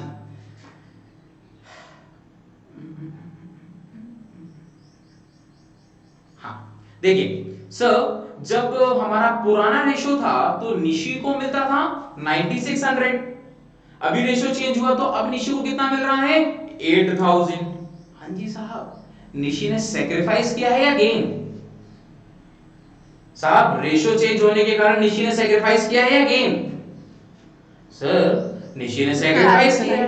वेरी गुड। हाँ जी, कुछ कैसा ना, आप लोग बिना माइक ऑन करे भी बोल दोगे ना तो मेरे को इधर सब दिख रहे, मैं समझ जाऊंगा कि आप लोग सही बोला। तो निशी ने किया है सेक्रीफाइस। अभी निशी ने सेक्रीफाइस कितने रुपए का किया है वो जरा चैट बॉक्स में जल्दी से लिख के बताओ कि निशी ने सेक्रीफाइस कितने रुपए का किया।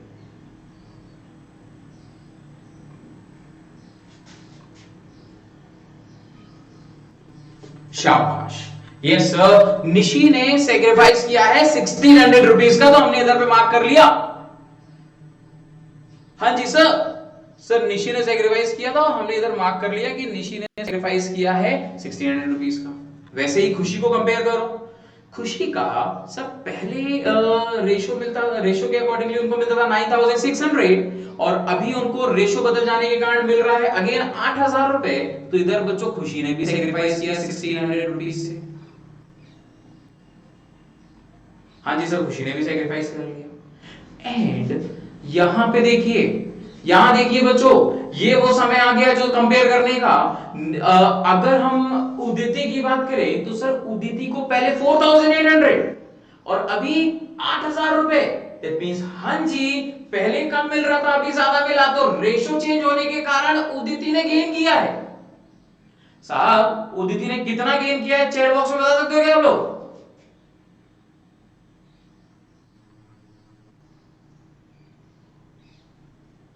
क्या बात है, यस सर, सर उदिति ने गेन किया 3200 रुपीज का, 3200 रुपए का gain done by Uditi. Yes sir, 100% सही। तो इधर भी एक बात और एक और नई बात, इसका मतलब बच्चों यहां ध्यान रखिएगा, हमको एक बात पता चली कि अगर रेशियो चेंज होता है तो रेशियो चेंज होने के कारण कुछ पार्टनर सेक्रीफाइस करते हैं और कुछ पार्टनर्स गेन करते हैं। And your sacrifice is equal to your gain. यहां देखिए भाई, निशी एंड खुशी ने सेक्रीफाइस किया था 1600 and 1600, that means 3200। Total sacrifice 3200 which is gain by Uditi. मतलब सर कि देखो पहले भी आपको पता है जो रेशो था, अभी भी जो रेशो है चेंज हुआ तो सेक्रीफाइस हुआ और गेन हुआ। हमेशा ध्यान रखिएगा, जितना पार्टनर सेक्रीफाइस करेंगे उतना ही पार्टनर गेन करेंगे। गॉट इट और नॉट? गॉट इट और नॉट? सबको समझ आया नहीं आया? ये आपके सामने फैक्ट लिखा है, देख लीजिए। 1600 निशी खुशी ने सेक्रीफाइस किया, दैट मींस टोटल 3200 और खुशी उदिति ने भी उतना ही गेन किया था 3200 रुपीस का। सो बच्चों, इस रेशो चेंज होने से आपको क्या नई चीजें पता चली? सर रेशो चेंज होने से कुछ नई बातें। पहली बात तो कि अगर रेशो चेंज होता है तो पार्टनर सेक्रीफाइस करते हैं और गेन करते हैं, और दूसरी बात, जितना पार्टनर सेक्रीफाइस करेंगे उतना ही पार्टनर्स गेन करेंगे। दो इंपॉर्टेंट बातें ध्यान रखिए। डन? अच्छा, और यहां पर बच्चों कोई मुझे बता सकता है कि ये जो सेक्रीफाइस है 1600 रुपए, ये 1600 रुपए मैंने कैसे निकाला? कोई कोई भी मुझे बता सकता है क्या कि मैंने इधर लिखता हूं, इधर आपने देखा होगा कि अभी मैंने सेक्रीफाइस निकाला था निशी एंड खुशी का, आप लोगों ने भी आंसर किया था, बल्कि मैं बोलूं तो ज्यादा रेशो आपका ही था आंसर करने का। तो अगर मैं आपसे पूछता हूं कि अगर सेक्रीफाइसिंग प्रॉफिट है तो ये सेक्रीफाइसिंग प्रॉफिट आपने कैसे निकाला? सेक्रीफाइसिंग प्रॉफिट 1600 रुपए का है, निशी खुशी ने सेक्रीफाइस किया, बोलो जरा कैसे निकाला? Sir 9600 minus 8000, that means old profit minus new profit. फिर से बच्चों, old profit minus new profit, तो हमको पता चल गया सेक्रीफाइस है। अरे भाई अगर ये नहीं लिखते तो भी अपना दिमाग तो लगा ही सकते ना। सर सेक्रीफाइस का मतलब क्या हुआ? रेशो कम हो जाना, मतलब पहले ज्यादा था अभी कम है, तो पहले ज्यादा था मतलब old ratio minus new ratio, sorry old profit minus new profit. तो जब ओल्ड प्रॉफिट में से न्यू प्रॉफिट करेंगे तो हमको सेक्रीफाइसिंग प्रॉफिट बदल जाएगा। अच्छा, और उदिति का गेन कैसे निकाला आप लोगों ने? गेनिंग प्रॉफिट कैसे निकाला आप लोगों ने? सर उदिति का जो गेन निकाला ये हमने 3200 निकाला ना। सर इसमें हमने क्या किया, जो नया वाला 8000 था इसमें से 4800 पुराना वाला माइनस कर दिया, तो हमको पता चल गया गेन। इसका मतलब सर वो गेन है, दैट मींस गेन है मतलब अब उसे ज्यादा मिल रहा है, अब ज्यादा मिल रहा है, that means new profit. New profit minus sir new profit minus old profit. सही बात है, समझ आई या नहीं आई? कम ऑन, क्या बोलती है पब्लिक? शाबाश, जरा जल्दी से बताइए। अगर आप लोगों को सेक्रीफाइसिंग प्रॉफिट निकालना हो या गेन प्रॉफिट निकालना हो तो निकाल लेंगे? कम ऑन, मेरे साथ माइक ऑन रहेगा लेकिन कैमरा ऑफ रहेगा, सॉरी माइक ऑफ रहेगा लेकिन कैमरा ऑन रहेगा। सहयोग कशिश एंड आयुषी आस्था के कैमरे ऑन नहीं है, बच्चों जरा जल्दी कर लो जरा। आर्ची के भी कैमरे नहीं है, हाँ शाबाश। तो अभी बच्चों मेरे साथ, क्योंकि आप लोग बोलोगे तो मैं सुन पाऊंगा। यस आयुषी, ओ सॉरी हाँ आयुषी, हाँ आयुषी का ऑन है, आर्ची का ऑफ। अभी कैसा आर्ची कैसा है ना, वो लंच करने में लेट हो गए थे तो अभी वो लंच कर रहे हैं, तो चपाती आधी कर दोगे। अच्छा ठीक है, कोई बात नहीं, ठीक है। अच्छा तो अभी सुनेंगे ना ध्यान से। अनुष्का चलेगा क्या? ठीक है चलिए। हाँ जी बच्चों, तो अगर सेक्रीफाइसिंग प्रॉफिट कैसे निकालेंगे? Sacrificing profit is equal to old profit minus new profit. Gaining profit is equal to new profit minus old profit. फिर से बच्चों, sacrificing profit is equal to old profit minus नया, पुराना माइनस नया, तो sacrifice पता चला। और गेनिंग प्रॉफिट मतलब गेन मतलब फायदा, फायदा कब? जब आपको नए में पहले मिले, तो new profit minus old profit. तो सर मतलब इसका ये है कि अगर मेरे को रेशो चेंज हुआ, किसी पार्टनर का मेरे को पता करना है कि उसने सेक्रीफाइस किया या गेन किया, तो मेरे को इतनी लंबी प्रोसेस करनी पड़ेगी क्या? मतलब मैं बैठ के 2 नंबर का ये आएगा तो मैं इतना लंबा ये सब करता रहूंगा क्या? टेंशन नहीं लेने का, ये सब नहीं करेंगे, ये तो समझाने के लिए बस था साहब। हम जो भी खेल करेंगे, जो भी हम कैलकुलेशन करेंगे वो रेशियोज में कर लेंगे। जो देखो, अगर मैं इसी की जगह पे, इस सेक्रीफाइसिंग और गेनिंग प्रॉफिट की जगह पे इसको, बहुत ध्यान से सुनना जो मैं क्या कर रहा हूं, इसको अगर मैं प्रॉफिट को निकाले बिना ही, प्रॉफिट को निकालने के पहले ही सेक्रीफाइसिंग रेशियो निकाल लूं तो क्या बोलते हो बच्चों? सेक्रीफाइसिंग रेशियो निकाल लूं तो क्या बोलते हो? रेशियो आपको ऊपर ही गिवन होता है, नया रेशियो भी गिवन होता है, पुराना रेशियो भी गिवन होता है, तो मैं इसी तरह सेक्रीफाइसिंग रेशियो निकाल सकता हूं ना। सेक्रीफाइसिंग रेशियो के लिए क्या करना पड़ेगा? Old ratio minus new ratio. बोलो क्या आपको ये दोनों गिवन होता है नहीं गिवन होता है? क्वेश्चन में सर ओल्ड भी पता होता है, नया भी पता होता है। यहां पे हमने ओल्ड प्रॉफिट को निकालने की जगह पे मैंने ओल्ड सेक्रीफाइसिंग रेशियो निकाल लिया, and sacrificing ratio is equal to similar, पुराने जैसा old ratio minus new ratio. और सिमिलर टू दिस अगर आपको गेनिंग रेशियो निकालने का है तो क्या होगा? हाँ जी साहब, अगर आपको गेनिंग रेशियो निकालना है तो गेनिंग रेशियो कैसे आएगा sir? Gaining ratio is equal to come on new ratio minus old ratio. फिर से sir gaining ratio is equal to new ratio minus old ratio.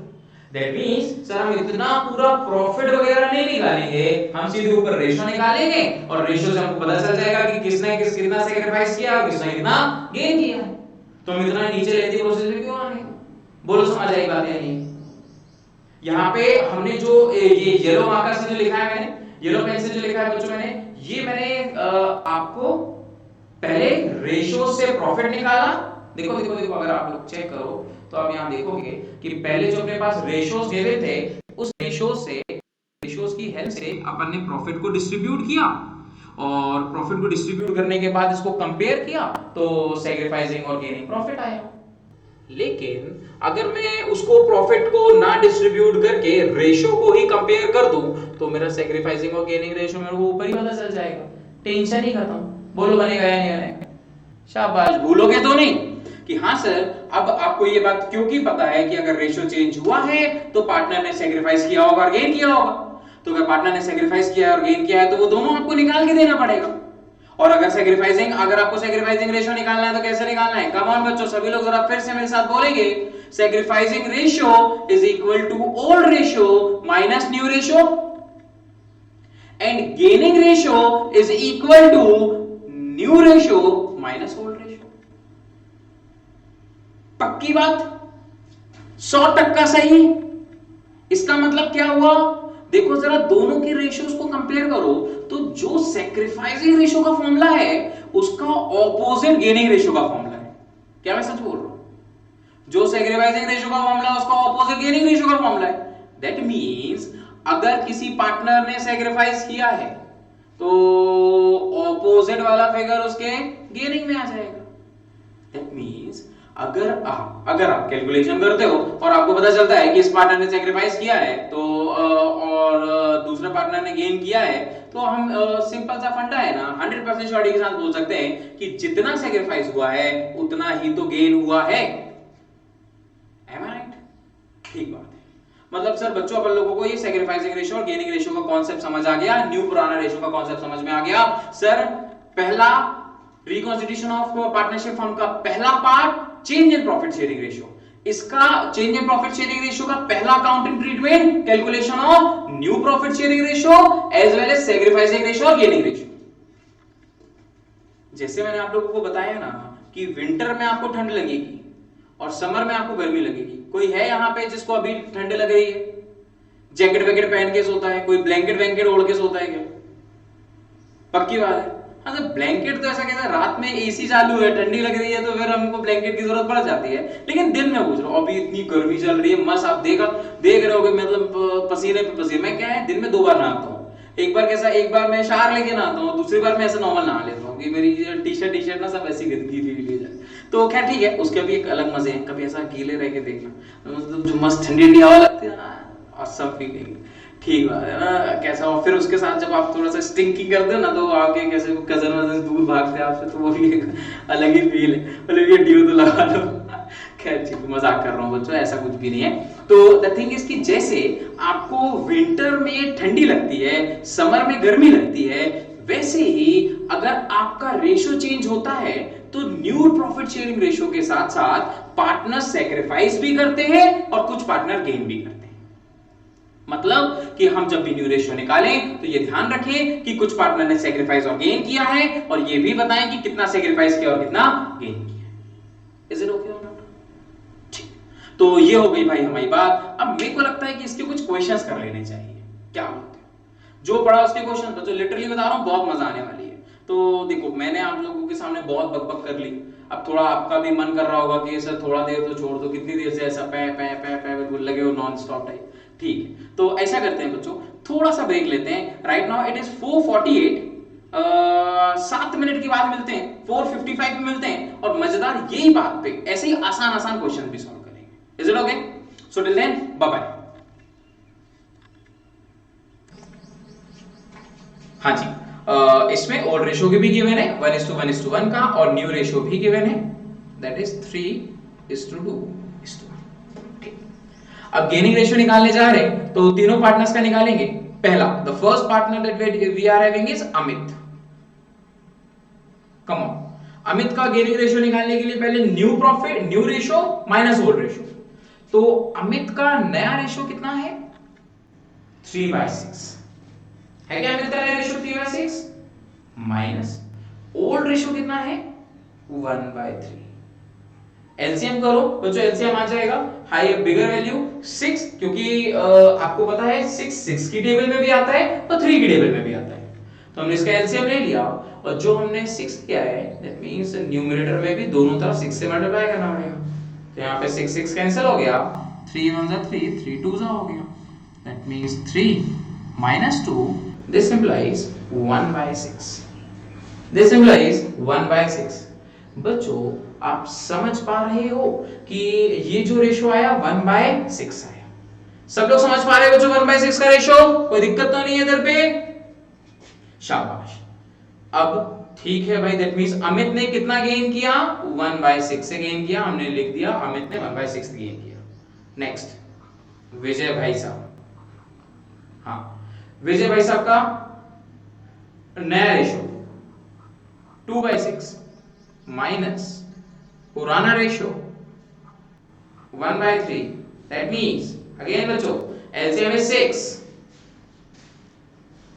इधर पे 2 - 2 that means 0। Okay, that means ratio change होने के कारण विजय ने ना तो सैक्रिफाइस किया ना तो गेन किया। हाँ ठीक है, ना विजय ने ना तो सैक्रिफाइस किया ना ही गेन किया, कोई लोड नहीं। And third Kuldeep.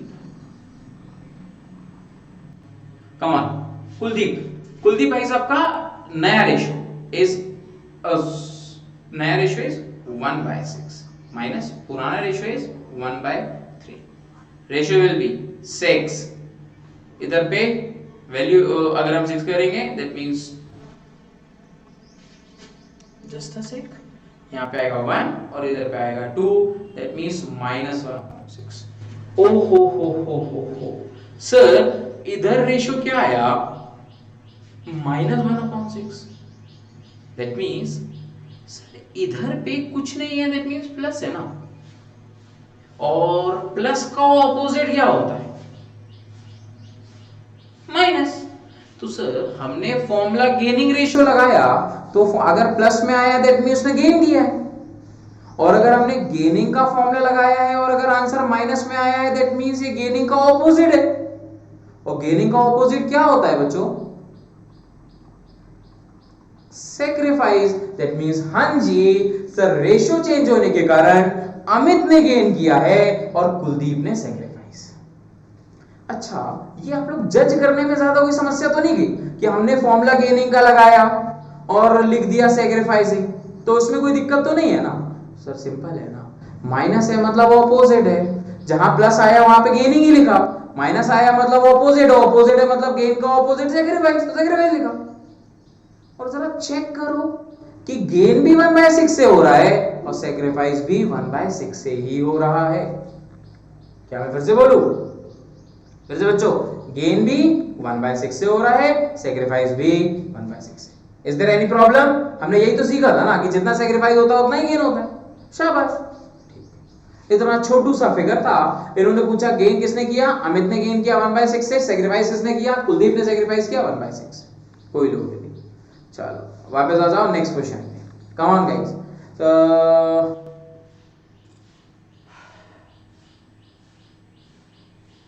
हाँ जी भाई, next problem, next case. Come on, second वाला।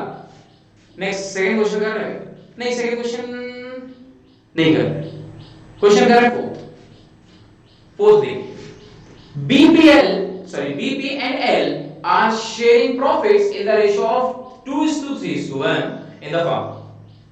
It is now agreed that they will share the future profit in the ratio of 3:2:1. ठीक है, कैलकुलेट द सैक्रिफाइसिंग और गेनिंग रेशियो ऑफ पार्टनर।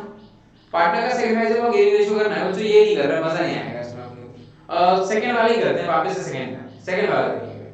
हाँ जी, second देखिए क्या लिखा है?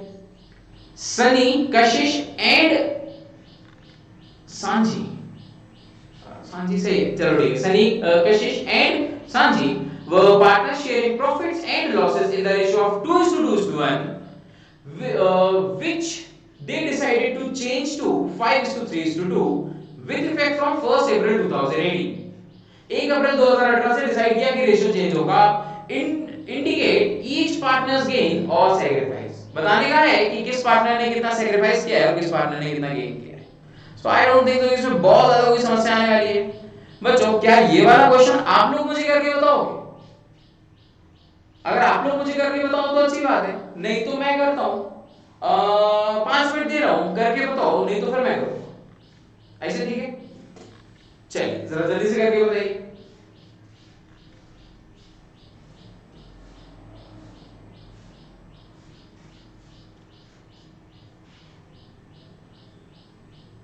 सर ये शास्त्रा स्क्रीन ब्लर है। ओह स्क्रीन ब्लर है। May be some network issue is there Astha. तो आप एक बार कोशिश करिए, रीजॉइन करिए, बेहतर होगा। सभी को स्क्रीन ब्लर है क्या? नहीं ना, ठीक है। आस्था एक बार रीजॉइन करके देखिए। देखते हैं भाई सबसे पहले आंसर किसका आएगा। एलसीएम लेने में गड़बड़ी मत करिएगा, जल्दबाजी में, आराम आराम से, टेक योर टाइम।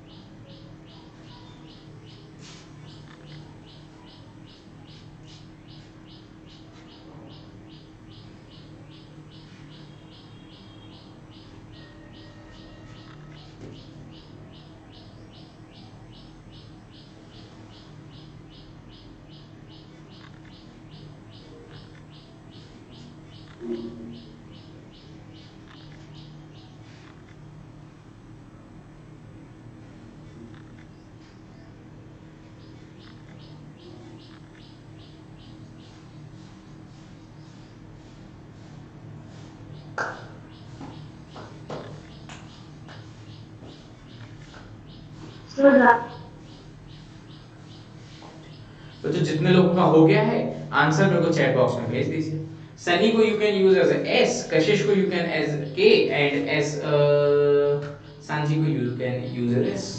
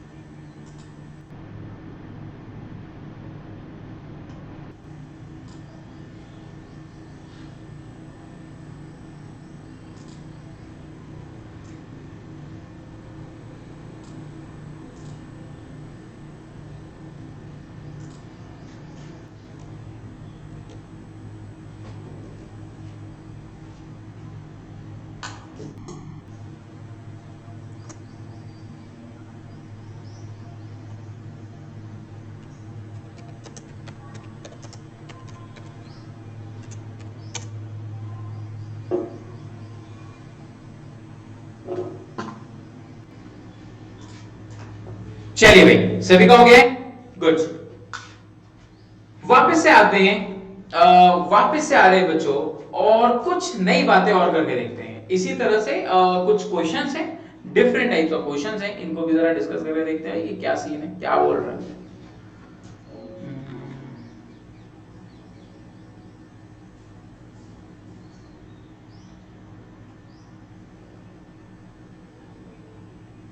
ठीक है बच्चों, right now we are going to discuss question number 11। ध्यान से सुनिए क्या लिखा है क्वेश्चन नंबर 11 में, मजेदार है, बहुत ध्यान से देखिए क्या लिखा है। Amit, Sumit and Namit are partner sharing profits and losses in the ratio of 4:3:2। ठीक है।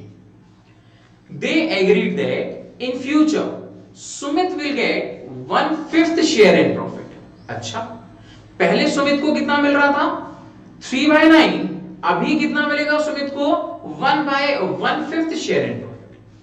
अब calculate new profit sharing ratio and sacrificing and gaining of the partners. मतलब अब इस क्वेश्चन में हमको नया रेशियो भी निकालना है और सैक्रिफाइसिंग और गेनिंग भी निकालना है। ठीक है। अच्छा, मतलब क्या होगा इसका? मतलब बच्चों सिंपल सा लॉजिक है कि अगर एक प्रॉफिट है, पहले प्रॉफिट हम, एक प्रॉफिट है, ध्यान से सुनिएगा, पहले प्रॉफिट था, इस प्रॉफिट को हम पार्टनर्स में 4:3:2 में बांट दिया करते थे। ठीक है। अभी क्या हुआ, इन्होंने बोला स्पेसिफिकली सुमित को 1/5 देने का। जितना प्रॉफिट आएगा उसमें से सुमित को 1/5 देने का, और 1/5 देने के बाद और तो बाकी पुराने पार्टनर की कोई जानकारी नहीं थी। दैट मींस अभी सुमित को 1/5 देने के बाद जो भी बच जाएगा प्रॉफिट, ये बचा हुआ प्रॉफिट हम अपने पुराने पार्टनर मतलब अमित एंड नमित को देंगे। एंड अमित एंड नमित को कैसे देंगे? अमित एंड नमित को वैसे ही देंगे जैसे हम उसको पहले देते थे। अमित का पुराना रेशियो और नमित का पुराना रेशियो 4:2 है। देखिए 4:2 ही है। अमित और नमित का रेशियो 4:2 है, और सुमित का रेशियो है वो चेंज हो गया। गॉट इट और नॉट? नहीं आई बात समझ? मैं बताता हूं। हाँ मैं बताता हूं, कोई लोड नहीं है, टेंशन नहीं लेने का। अब इसको डिस्कस कर लेते ना। ये तो समझ आ गया ना कि नमित को हमको, सॉरी सुमित को कुछ रेशियो देने का है, 1/5 देने का। ये तो कोई समस्या नहीं ना इसमें। ठीक है, बस यही जरूरत थी, बाकी अब इसको भी सॉल्व कर लेते हैं।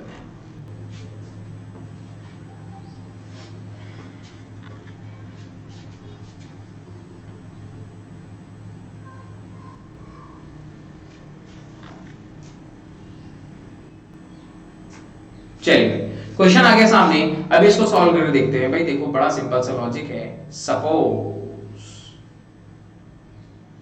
जस्ट अ सेकंड,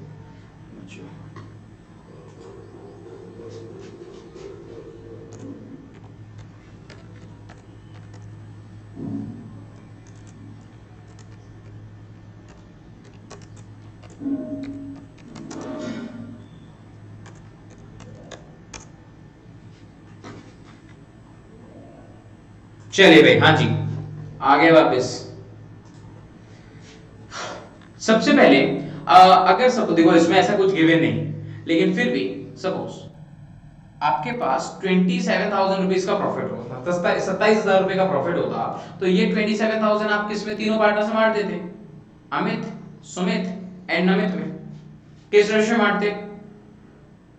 4:5:2 ऐसे होता। जैसे अगर इसको हम कैलकुलेट करते तो 9,000 रुपए का प्रॉफिट है, सॉरी 27 का प्रॉफिट है इंटू 4/9, 9 से कैंसिल किया तो 9 3 जा 27, 4 3 जा 12,000, 5 4 जा 20,000 एंड 4 2 जा 8,000। ऐसा ही बांटते हैं या नहीं बांटते? ये अपन पुराने पार्टनर्स को इस तरह से बांट दिया करते हैं। चलो कोई, अभी इन्होंने नए तरीके में क्या बोला? 6,000 हाँ जी 4 3 and 2 है। सॉरी 6,000। ठीक, तो अभी क्या हुआ, ये हमने इसको इस तरह से डिस्ट्रीब्यूट किया। अभी क्या हुआ, इन्होंने बोला कि सर सुमित को रेशियो बदल दिया, 1/5 दिया जाएगा। कोई लोड नहीं, तो ये पहले अपन ने सुमित को शेयर दे दिया। सुमित को 27,000 रुपीज का प्रॉफिट था, 1/5 सुमित को दे दिया। ठीक बात है, कोई लोड तो नहीं है इसमें। देखो कितना दिया, 1/5 से कैंसिल करेंगे तो 5 5 are 25, 5 4 are 20, that means 5400। am I right? 5400 rupees का प्रॉफिट है, हमने सुमित को दे दिया। अब इसके अलावा कोई जानकारी नहीं थी, तो हमने क्या बोला, देखो भाई सुमित को मिल गया 54, टोटल प्रॉफिट 27,000 में था, इसमें से 5400 सुमित को दे दिया, तो बचा कितना आपके पास? सर 21,600। दैट मींस ये जो 21,600 रुपीस है, ये 21,600 रुपीस है फॉर अमित एंड नमित। ऐसी है ना, सुमित को तो मिल गया, बचा किसका? 21,600 किसके लिए? अमित एंड नमित के लिए। तो अमित और नमित का रेशियो कैसा आएगा? अमित और नमित का रेशियो आप जानते हैं, अमित का रेशियो 4, नमित का ratio 2। That means this 21,600 will be distributed in Amit and Namit in the ratio of 4:2, उनके रेशियो 4:2। 4:2 को हम यहाँ पे 21,600 into 4/6 एंड नमित का हिस्सा कितना आया? 21,600 into 2/6। 6 से कैंसिल कर लेते हैं, 6 3 are 18, 6 6 are 36, 36 into 4, that means 14,400 and 7,200। लीजिए भाई, तो ये फिगर आ गया अपने को, बनाया या नहीं बना? ये समझ आया जब आपको एक हमने एस्टिमेटेड प्रॉफिट लिया 27,000 रुपए से सॉल्व किया, तो ये बात समझ आई या नहीं? सब लोग बोलेंगे बच्चों ये नो चैट बॉक्स में, ये बात आपको आई या नहीं आई कि सर क्योंकि सुमित का स्पेसिफिक शेयर दिया है नया वाला, तो हमने सुमित को पहले दे दिया, और जो बचा हुआ शेयर है वो बचा हुआ शेयर हम, जो बचा हुआ शेयर है ये बचा हुआ शेयर हम अमित एंड नमित को दे देंगे। यही है ना? अब इसको जरा एक बार सॉल्व करके देखो, देखो इधर देखो बच्चों, इसको रेशियो में देखते हैं। देखो भाई, here we can mark calculation of new profit sharing ratio. The first part that we are having is, उन्होंने सुमित का शेयर बताया, सुमित इज इक्वल टू 1/5। अच्छा, अगर पूरे फर्म का शेयर 1 है, तो 1 में से 1/5 तो सुमित को मिल गया। अगर हमको कुछ नहीं दिया तो आपको पता है ना, मैथ्स में भी हमने सीखा था लेट द फर्म ऐसा लेने का, कोई भी हमको जो नहीं गिवन हो तो उसको x मान लो। यहां पे हमने क्या माना? 1। क्यों माना? क्योंकि जो सुमित का शेयर है वो फ्रैक्शन में दिया है, 1/5, 2/5, क्योंकि फ्रैक्शंस में है तो इसलिए हम इसको 1 के साथ कंपेयर करेंगे। Let the firm share be 1 में से 1/5 सुमित को मिल गया, तो रिमेनिंग कितना बचा अमित एंड नमित के लिए? सो द रिमेनिंग कितना बचा है अमित एंड नमित के लिए? देखो भाई सिंपल है भाई, फर्म का शेयर 1 था, 1 में से सुमित को कितना दिया हमने? 1/5। अब 1 में से अगर 1/5 माइनस करते हैं तो छोटा सा एलसीएम, इधर पे भी 1, 5 1 जा 5, 5 1 जा 5 एंड 1 1 जा 1, दैट मींस 4/5। अभी बच्चों ये जो रिमेनिंग 4/5 है, ये रिमेनिंग 4/5 आपके रिमेनिंग पार्टनर्स के लिए है, एंड जो रिमेनिंग पार्टनर्स है वो अमित एंड नमित, ऐसे ही ना? हाँ, तो देखिए सुमित का 1/5 फिक्स है, जो सुमित का हमने फर्म में से 1/5 हटा दिया तो बचा कितना? 4/5। ये जो 4/5 है वो अमित एंड नमित के लिए है। Remaining share of 4/5 is given to Amit and Namit in 4:2। 4:2 क्यों भाई? क्योंकि इनका रेशियो कितना था? 4:3:2, जिसमें अमित का शेयर 4 एंड नमित का शेयर 2, तो 4:2 निकाल लीजिए। यहां पे बच्चों कैलकुलेट करिए, अमित का कितना हिस्सा आया? सर 4/5 अमित नमित के लिए ना, इसमें अमित का share 4/6, valuation will be 30, 24। Namit का शेयर विल बी 4/5 इनटू, सो नमित का शेयर 2/6, तो इधर पे अगेन 30, 4 2 8। गॉट इट और नॉट? वो जो समझ पा रहे हैं आप लोग, नहीं समझ पा रहे? तो ये वो केस है जब हमको नया रेशो भी निकालना पड़े। जब हमको नया रेशो भी निकालना पड़ेगा तो हम नए रेशो को पहले निकालेंगे और नया रेशो आ जाएगा, then we will calculate sacrificing और गेनिंग रेशो। ये बस मैंने नया रेशो कैसे निकालते हैं ये आज मैंने बताया है, लेकिन जो मैं आपको आज होमवर्क दूंगा वो सिर्फ सैक्रिफाइसिंग और गेनिंग रेशो, जो हमने डिस्कस किया था बच्चों को सैक्रिफाइसिंग एंड गेनिंग रेशो वाला ही दूंगा। जाने के पहले एक बारी बहुत जल्दी से डिस्कस कर लेते हैं कि सर सैक्रिफाइसिंग रेशो और गेनिंग रेशो कैसे। The formula of sacrificing ratio, come on guys, अगर आपको सैक्रिफाइसिंग रेशो निकालने का है तो formula will be sacrificing ratio is equal to, आप लोग भी साथ में बोलेंगे तो मेरे को बड़ा अच्छा लगेगा। अब बोलने के लिए मेरे को दिखने चाहिए, आप लोग फटाफट से भी लोग कैमरे ऑन करेंगे। Come on, your sacrificing ratio is equal to old ratio minus new ratio. Second, gaining ratio is equal to new ratio minus old ratio. शाबाश। So बच्चों, this is the enough for today. आज आप लोगों को बहुत अच्छे questions होगा देने वाला हूँ, आसान से क्वेश्चंस होंगे। डोंट फॉरगेट कि आपका जो सैक्रिफाइसिंग रेशियो है वही आपके इक्वल होता है गेनिंग रेशियो के, और एक फॉर्मूले से ही आप सैक्रिफाइसिंग और गेनिंग दोनों निकाल सकते हो। Either you are applying sacrificing ratio और you are applying gaining ratio. Is it okay students? So this is enough for today, sorry for being late. मैंने थोड़ा सा क्लास और एक्सटेंड कर दी, लेकिन आज आप लोगों की इकोनॉमिक्स क्लास 5:30 से तो है नहीं, ठीक है, तो कोई बात नहीं। So students, till then bye bye, take care, stay safe, stay healthy, see you in the next class. Yes Nishi, बताइए। तो प्लीज जब आप क्लास के लिंक को मतलब आइए, उसमें 5 o'clock तक का टाइम है, उसके बाद हम लोग रीजॉइन नहीं कर सकते, तो आप उसका टाइम एक्सटेंड कर दीजिए। ठीक है, मैं बिल्कुल टाइम एक्सटेंड करवा देता हूँ। ठीक है, बिल्कुल करवा देता हूँ।